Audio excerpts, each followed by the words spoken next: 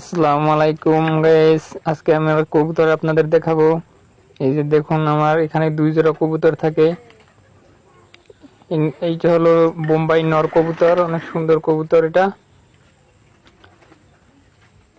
এখন আমার বড় ঘরটা ছাড়বো। কবুতরগুলো কত সুন্দর করে বের হইতেছে।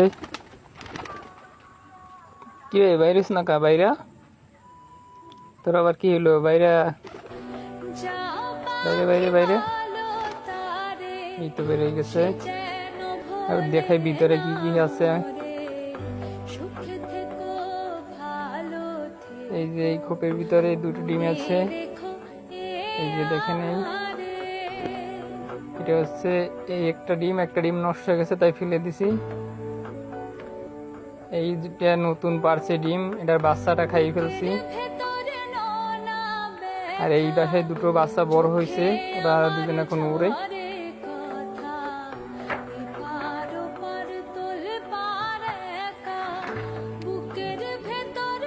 আমি আদার দিতে আছি।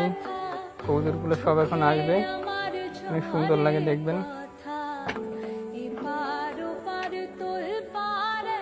আহ আহ আহ আহ আহ আহ আহ আহ কোকো কোকো আহ আহ আহ আহ আহ।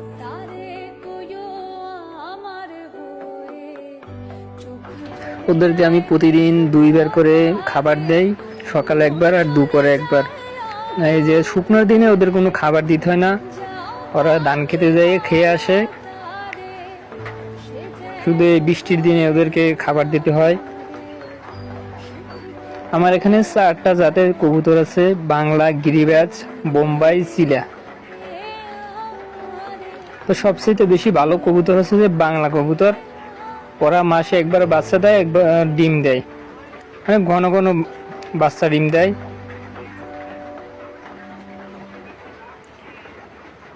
এই পর্যন্ত আমার অনেক কবুতর উড়ে গেছে, মারা গেছে, এখন এই কয়টা আছে।